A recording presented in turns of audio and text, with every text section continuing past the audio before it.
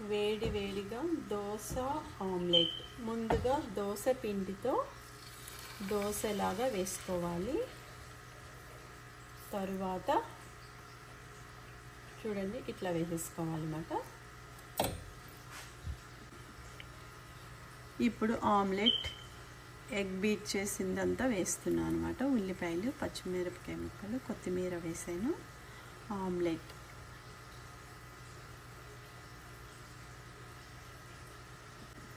Dosa omelette. ఇప్పుడు కొంచెం నెయ్యి వేస్తున్నాను అన్నమాట.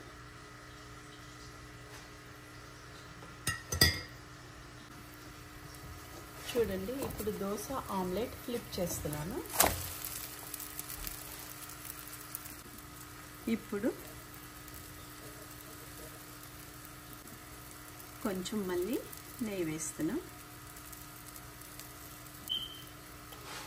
దోశ ఆమ్లెట్ రెడీ అయిపోయింది. రెడీ.